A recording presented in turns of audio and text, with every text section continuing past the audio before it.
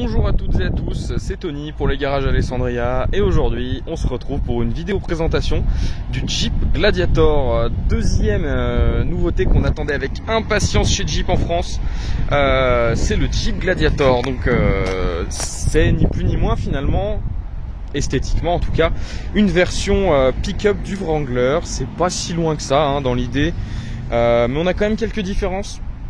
Ce véhicule, au niveau de la motorisation, déjà on va retrouver une motorisation unique qui est le V6 diesel 3 litres qui développe donc 264 chevaux, qu'on retrouvait déjà notamment dans les grands Cherokee, voilà, qu'on retrouve donc sur ce Jeep Gladiator. Donc motorisation unique, finition unique également. On va retrouver donc c'est de la finition Overland, c'est le plus haut de gamme, c'est une finition unique également. Un véhicule qu'on va retrouver dans un nombre assez restreint pour la France. On va en avoir une centaine pour tout l'hexagone quasiment. Donc en nombre très limité malheureusement. Mais bref, aujourd'hui on va parler donc un petit peu plus en détail de ce véhicule, de ce joli petit Gladiator. Donc je vous ai parlé de la motorisation, on va faire un petit tour du véhicule déjà esthétiquement. Donc là on est donc sur la finition Overland comme je vous disais. On a la technologie des feux, donc full LED, toujours la calandre à cette fente très caractéristique de chez Jeep. Niveau esthétique, il ne va pas vous choquer si vous avez déjà l'habitude des Wranglers, c'est clairement un copier-coller, c'est un Wrangler avec une benne greffée à l'arrière, clairement au niveau de l'esthétique c'est ça. On va retrouver quand même un petit capot qu'on ne retrouve pas sur les Wranglers, il est particulier, celui-là c'est le capot du Gladiator. On va retrouver les badges, donc Jeep, Gladiator, juste ici de chaque côté. Sinon, qu'est-ce qu'on a? On a également, en fait, comme sur les Wranglers, on a le hardtop qui vient s'enlever complètement. Ça reste dans l'esprit Jeep, ça reste dans l'esprit Wrangler. On a les roues juste ici, je vais vous faire un petit zoom dessus. Donc pour les dimensions, laissez-moi trouver où c'est. Voilà, on est sur du 255/70 R18, donc du 18 pouces. C'est du M+S. À l'arrière, donc, ça se présente comme ça. On voit qu'on a une petite fenêtre juste ici qui s'ouvre électriquement. Sinon, pour l'arrière, ça se présente comme ça. Avec le logo Jeep à l'arrière, comme on faisait beaucoup à l'époque, comme tout le monde fait aujourd'hui sur les pick-up. La benne, donc avec des vérins, avec un revêtement anti-rayure, anti-choc. Ça, avant d'y arracher, il faut y aller. Le couvre-benne livré avec en deux parties. Une première partie, une deuxième partie. On tire sur les petites sangles et après ça vient s'enrouler sur lui-même. Voilà. Pour l'extérieur, écoutez, on a fait à peu près le tour. On retrouve également la technologie full LED sur les feux arrière, bien sûr. Et voilà, on a également la petite trappe à essence. Donc c'est du diesel, donc on va avoir la D-Blue. Et on a donc la trappe qui est verrouillée, donc qui se déverrouille avec la clé. Voilà. On va passer maintenant à l'intérieur du véhicule. Donc pour les connaisseurs de la marque, pour les connaisseurs du Wrangler notamment, ça va pas vous dépayser beaucoup parce que c'est exactement le même. Il n'y a absolument rien qui change par rapport à un Wrangler. Pour faire la liste rapide des options quand même, on a donc les sièges en cuir, les sièges avant ainsi que le volant sont chauffants. Hop, je vais m'installer pour mieux voir. On a les feux qui sont automatiques. On a ce petit bouton ici qui sert à activer une prise qu'on a, je vous ai oublié de vous montrer ça. On a une prise en fait dans la benne. Hop. Alors, je vais démarrer le véhicule pour qu'on voit tout. Alors, je sais pas si le bruit du moteur va déranger, normalement non, le véhicule est très bien insonorisé. Alors, en face de moi, j'ai ce volant. Le volant, donc comme je vous disais, c'est vraiment équivalent au Wrangler, c'est la même chose. On a sur la partie gauche les flèches pour naviguer dans le tableau de bord juste en face de moi.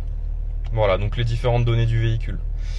Sur la droite, on a le régulateur de vitesse et le régulateur de vitesse auto-adaptatif. C'est-à-dire que le véhicule va venir freiner tout seul si la personne qui est devant vous sur l'autoroute ne va pas à une vitesse aussi élevée que la vôtre.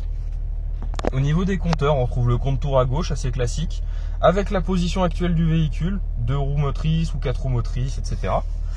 En face de vous, donc vous pouvez choisir les informations, mais de base c'est la vitesse qui est affichée, avec donc température moteur à gauche et niveau carburant à droite.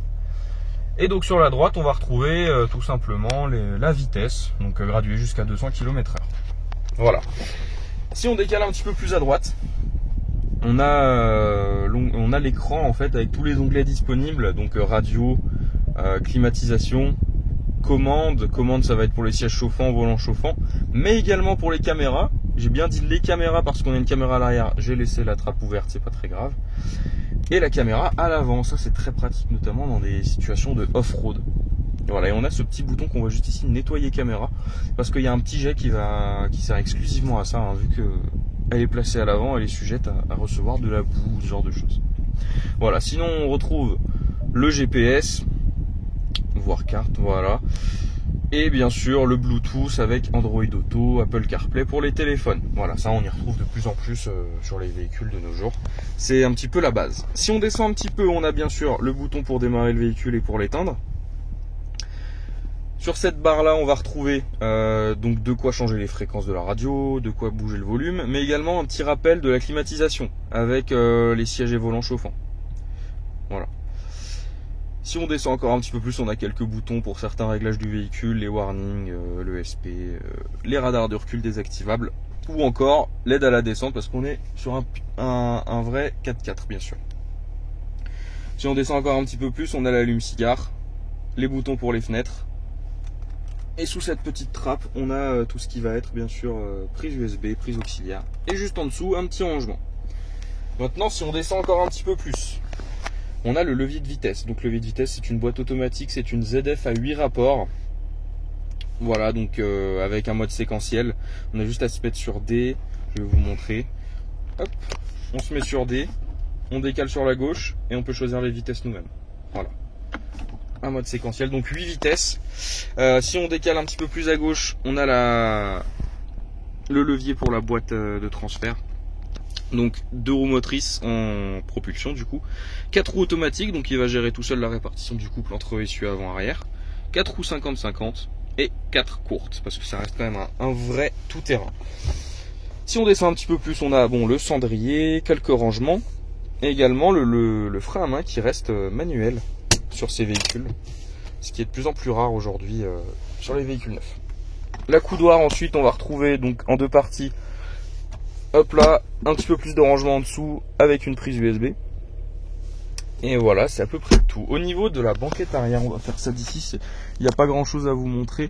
C'est juste une banquette, donc on va quand même passer à l'arrière, ce sera plus agréable. On a donc la banquette un petit peu différente de celle du Wrangler parce qu'on a le hardtop finalement qui est assez droit à l'arrière vu que c'est un pick-up. Sinon, les sièges bien sûr sont rabattables quand même. Voilà, avec de l'espace si on rabat les deux.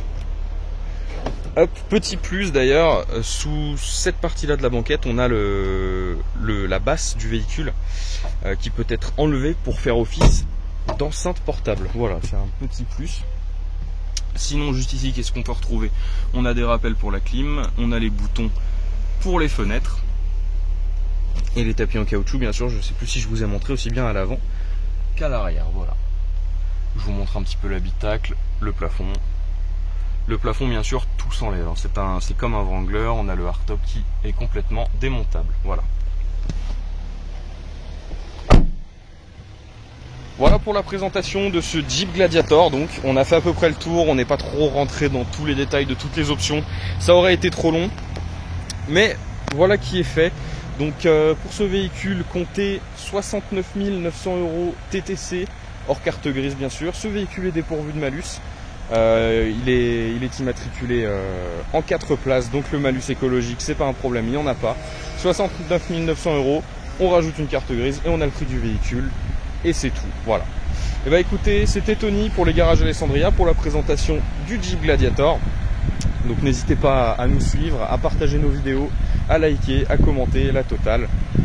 Nous on se retrouve bientôt pour une prochaine présentation. À plus.